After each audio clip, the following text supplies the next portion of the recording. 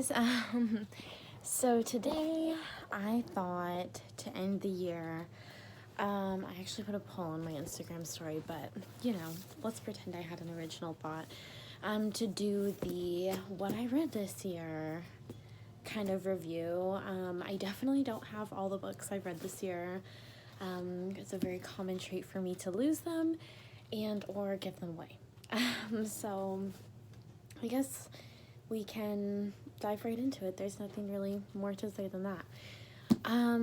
I would say my favorite books of the year, obviously, the Girl with the Dragon Tattoo series. My cat scratched this right in the middle. As you can see, she was very loved by me. The first book is always my favorite, just because I think it's fascinating. I think that Stieg Larsson is a very well historical, versed author, historically versed author, I guess. He, I don't know, he's just able to take you right into it. It gives me the same vibes as, Game of Thrones for, true crime people, but, the kind of true crime where it's not necessarily hurting the family of, real people, so I like that. I also loved all the Swedish, and all that kind of stuff. The fact that I didn't know half the words in this book, that used to be very challenging for me, but, it made me really think. I started reading these when I was doing caregiving, and it's funny because one of the assisted livings I worked at was reading these at the same time as me, so that was kind of fun.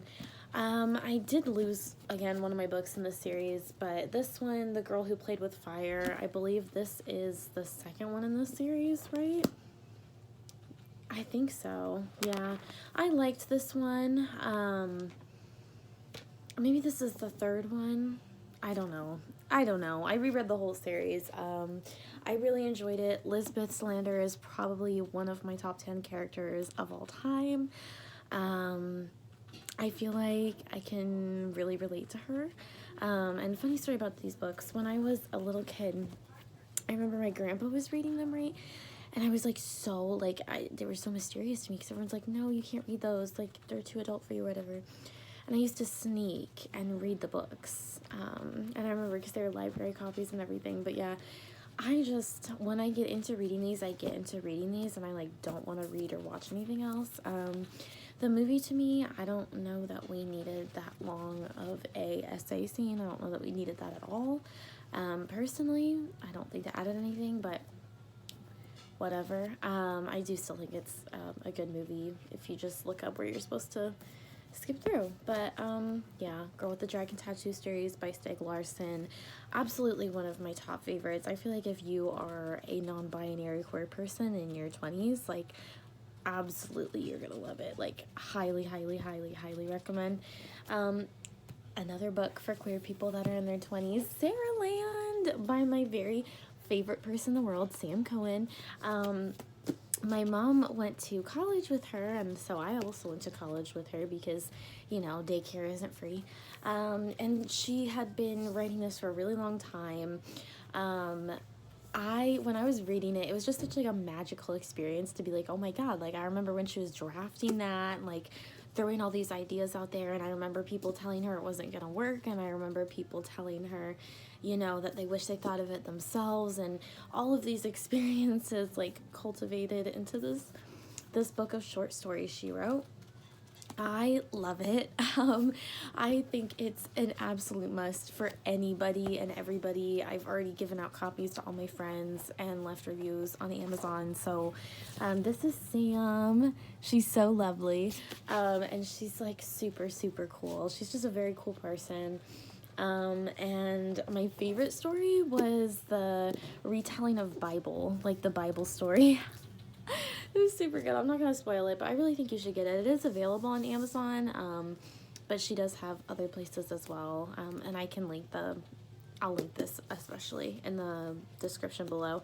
If it's not in the description, it'll be in the comments. But another one of my favorite stories was when she talked about the story, right, of this girl who was in college in a sorority, and kind of the juxtaposition of you know, the obviously queer person in the house compared to all of these very femme presenting cis straight, you know, people.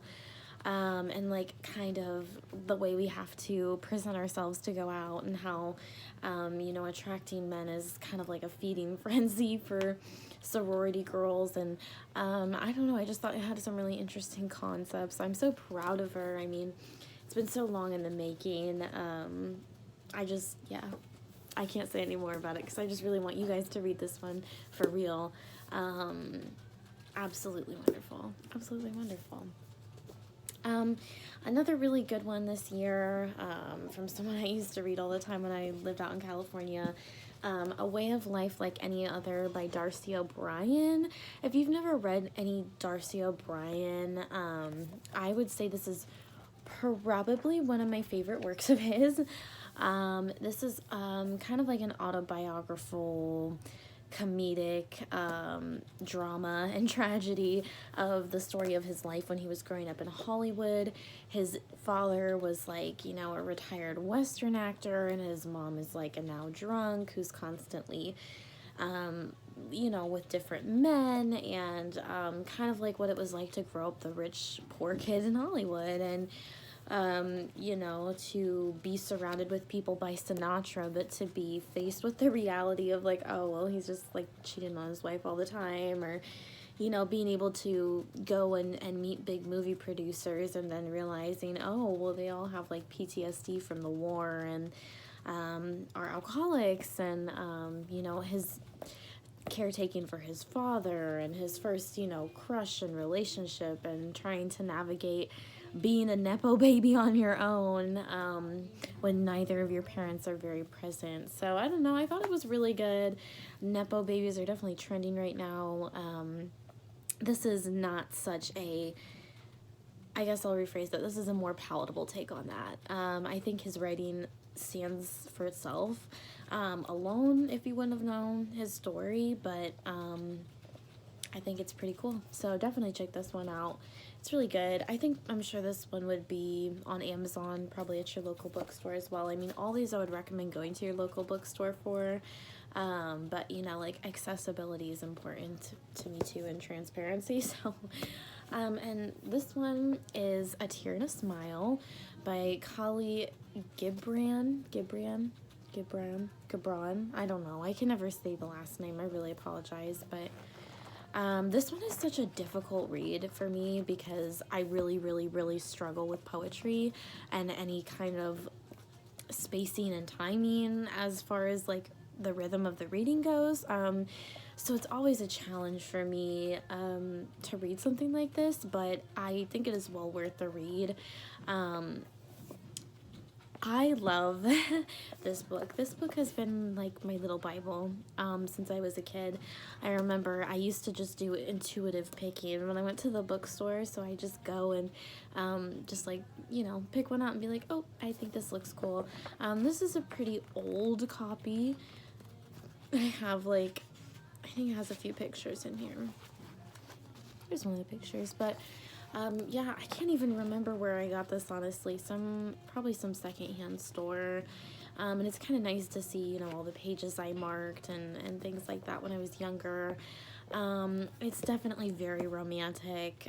If you like Shakespeare-esque ideology when it comes to romance and love, I think that you'd really enjoy this. And it's, again, a little more palatable to me. Not saying I don't like Shakespeare, but it's nice to have other cultures' perspective. It's just, I think, maybe more romantic and honest, but nevertheless. Another really good book. I never really read it, I guess. I've dabbled in it.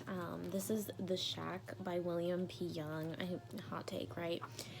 I really like the book. I didn't want to give it a chance, but I would say when I got not even halfway, about a quarter of the way through, I started to really, I guess, take things, oh, cool. Found a bookmark in here. Nice. No, as you can see, she's pretty marked up. It's hard to see because I used like a tiny green highlighter over here. Yeah, there we go. more near the end, I guess. But like I said, it changed my perspective quite a lot. I think this book opened me up to understanding that suffering is not a punishment but a necessity in order to obtain a more perfect experience. And I think you guys should read it. I'm scared to recommend this one. I'm not a Christian. I'm not hating on that at all. I appreciate Jesus and all that good stuff. I did go to Catholic school. I'm not hating. I do practice witchcraft, so I do believe in God and Goddess and all those lovely things, but I guess I haven't really allowed myself to think of these questions for a really long time, you know, like what would I ask God? What would I ask the Holy Spirit? What is the Holy Spirit? Like, I guess, why does this happen to me? Why can't I change it? If you're so powerful, why don't you change it? You know, all those questions like you have when you're a really young kid and you're like sitting bored in the church pew. Like, I don't know.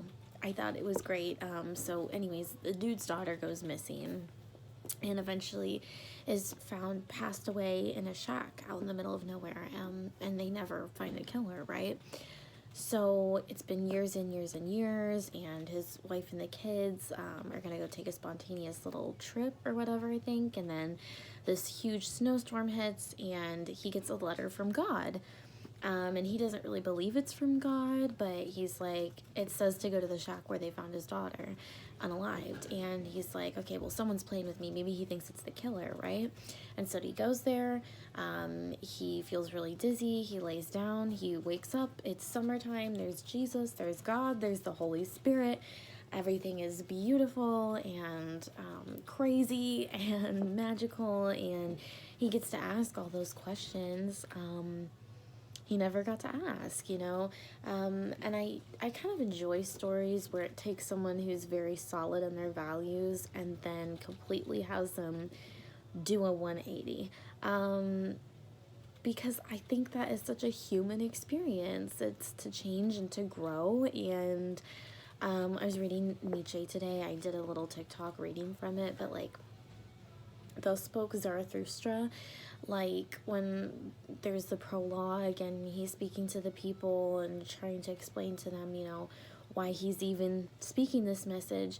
And he's just going through the list of, like, I love the people that are selfish because, you know, they are selfless. I love the people that are downgoers because they are really upgoers, and the arrow of longing is pointed upwards. And I just really love that, you know, because it's hard, I think, for me to understand that phrase of he is interested in your kind. You know, I think we hear that a lot, whether that be universe, spirit, God, whatever, and it's just been really hard for me to interpret until I open myself up, and I give this book a big attribute to doing that.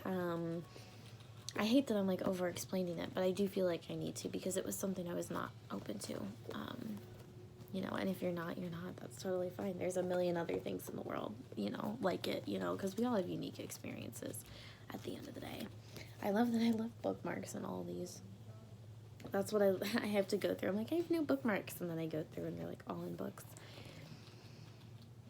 True Grit, Charles Portis. Really good. Introduction was by Donna Tartt. I really liked the introduction in this one. Of course, this story is a absolute classic, and I don't like John Wayne, so I didn't get anything with him associated. So I like the new movie. I think it was pretty great. I'm not really like a big straight person Western fan. I prefer my cowboys to be extremely fruity. But, you know, this is good. I do, you know, we love a little moment of, you know, Shorty, like, revenging for her dad's unaliving, and standing up to grown-ass men. I think she's a boss. I love her. the writing style is really clean. It's really good. It's very simple and clean cut. I really recommend, if you haven't read a book in a while, pick up True Grit, because it gets you kind of like back into the rhythm, I guess. You know, because it's like a weekend or a week and a half read, depending on how fast you read or how much time you have. I mean, usually this is one I'll just take and read on an overnight at work. But no, I highly recommend. Beautiful storytelling, very reminiscent of Western culture and the time period. So didn't enjoy the racism. Flat out gonna say that. Didn't enjoy it. That part made me sick. So trigger warning, because it is not pleasant. Maybe that should be my job. Like, just blocking out all that, like redacting it. Oh my god, that'd be a good job. I would love to do that so people don't have to see that nasty shit. Okay. I don't know. I like the book. Oh, also that weird part where the marshal or whatever is like, I was thinking I was gonna kiss you, when he stands over her bed to wake her fucking up when she's literally a child, like coming to collect the payments for her father's unaliving. And he's like, well, seems like you don't want a kiss. Like, she doesn't even know you. You just stood over her bed till she woke up. I would not survive back then. That's how I know I would not survive. Like, I'm a Brokeback Mountain girly. I am not a True Grit girly. And I love horses. I love, you know, the cowboy boots and the costumes and all that. No, I think it'd be a raging alcoholic. I think it'd be raging and I would be dead. So, anyways, that's my little rant about True Grit. It's good. It's good.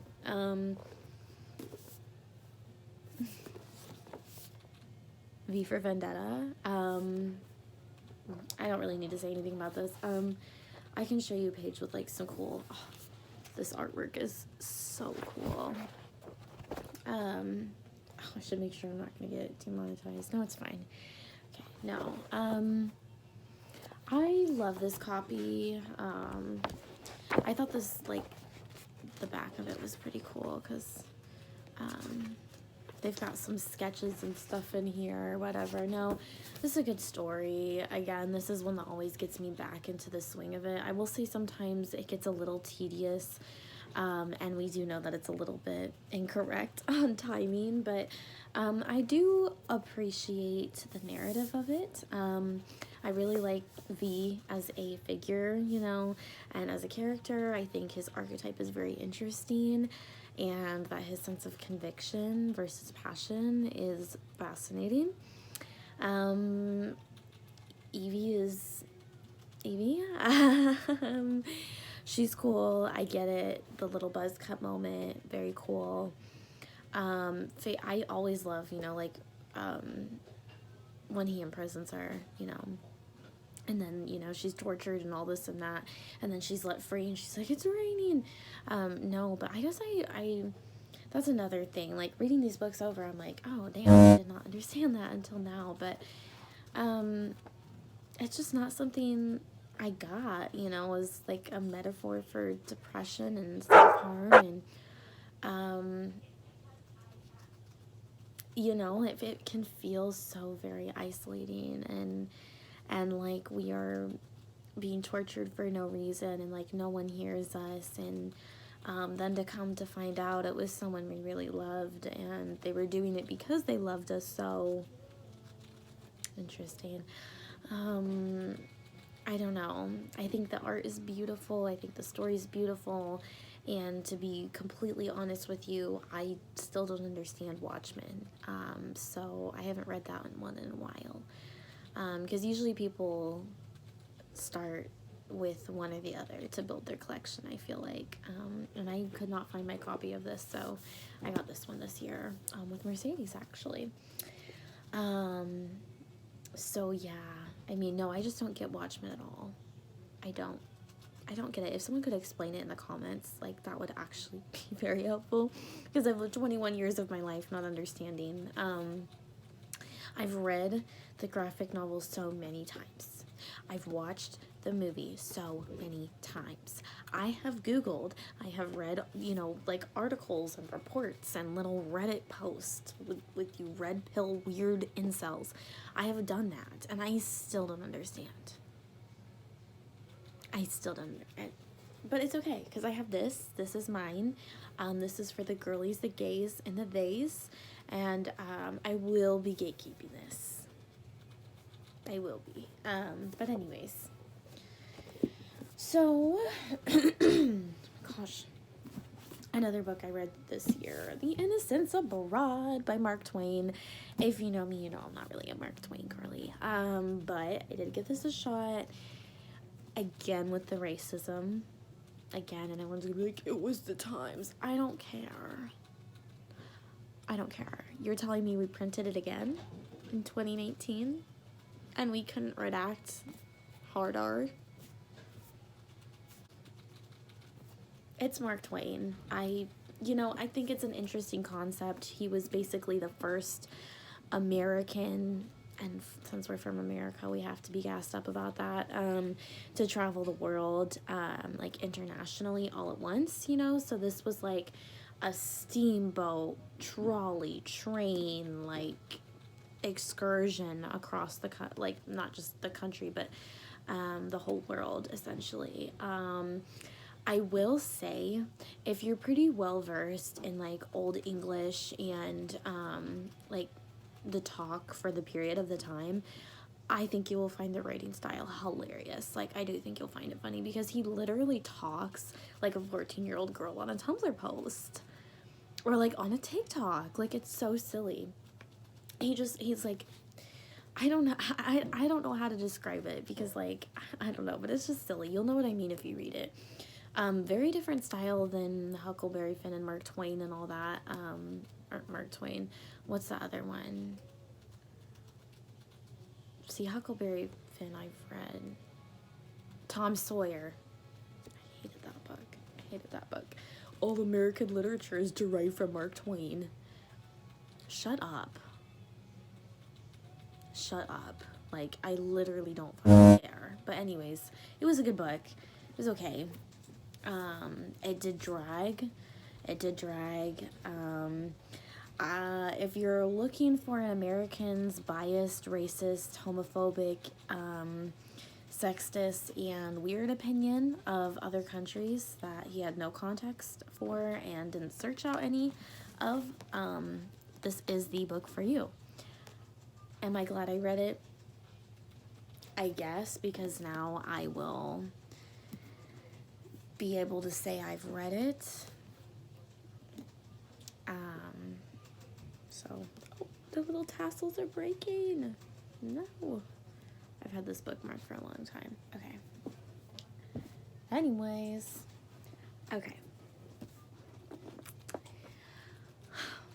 So, I'm gonna end the video after this one, because I could keep talking forever, but I literally just finished this like 2 days ago, and I had been saving the last page, literally the last page, because it just touches my heart every time I read it. Every time I read this book, I understand more about myself and childhood and perspective, and I cried harder. I literally, not joking, was in the staff bathroom weeping. Audibly weeping, because I loved it. This is A Tree Grows in Brooklyn, and as you can see, she is a very well-loved copy. It's by Betty Smith. Lots of highlights in this one. I usually annotate my books. Sometimes I forget to, sometimes I don't. Sometimes I feel like it's too good of a book to do that too, so. But Betty Smith is a fantastic writer. She was born, before World War II, and I love the way the prologue, or the introduction, describes this book, because it talks about how not really much happens, yet so much happens in this book. It just categorizes that age from about 11 years old until she's like 18, heading off to college. And I guess that's something maybe that we forget about, or we kind of smush together, and it becomes very convoluted and messy in our heads, and just a blur essentially of what has been. But her writing is able to immediately take us back, regardless of the year we were born, to the state of childhood wonder, ideology, and bliss. Absolutely. I can't speak more highly of her writing, and the way that it touched me and made me feel so validated as a little kid. If you were the weird kid that your English teachers either loved or hated for how well you wrote, and that took care of your siblings even when they didn't want you to, and knew all of your parents' secrets yet didn't understand and carried that burden regardless, if you were the kid that loved to read and was always at the library, I don't know, it's just a very special book to me. I mean, it's definitely a timepiece. Again, you're definitely gonna get words you don't want to see, racism,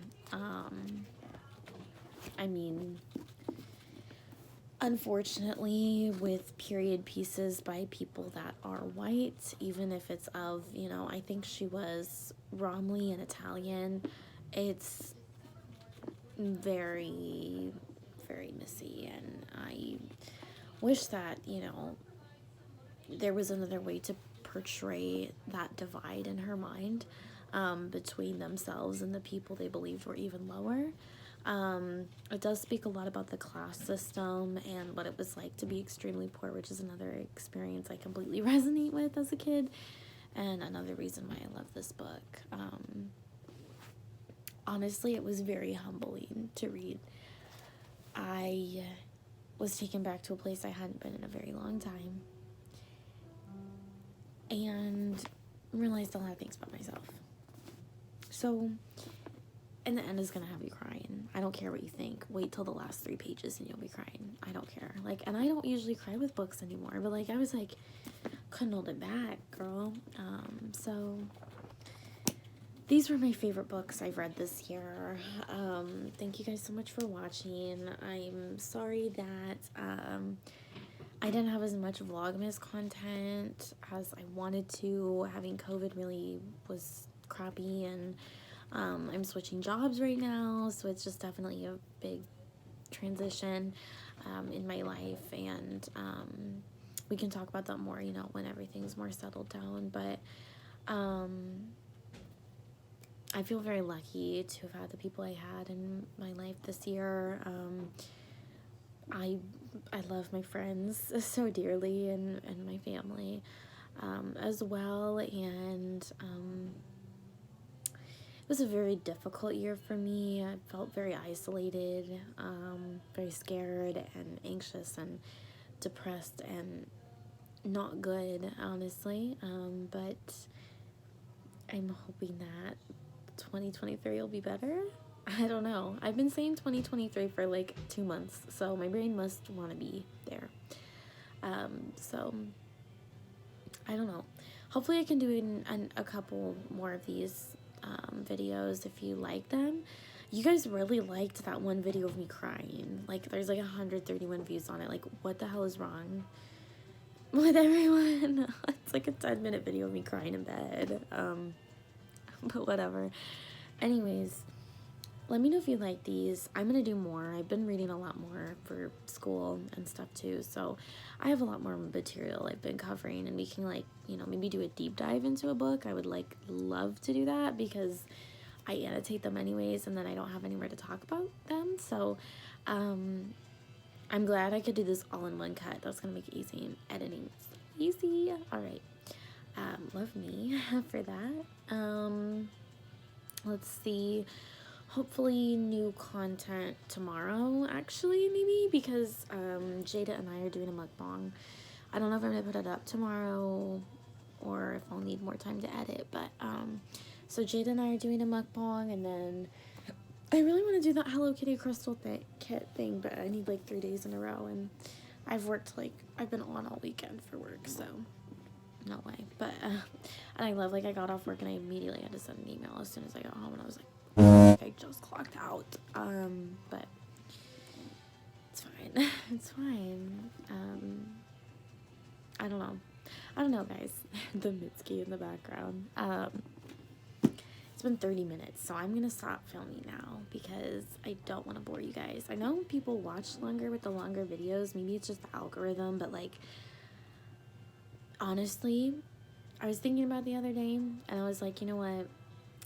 I hope that I only post on YouTube ever and online because I want to, and not because of seeking approval from the 38 subscribers I have or whatever. And I just want it to be something that brings me joy, and if it doesn't, I just remove myself from the situation. I'm trying to do that a lot more.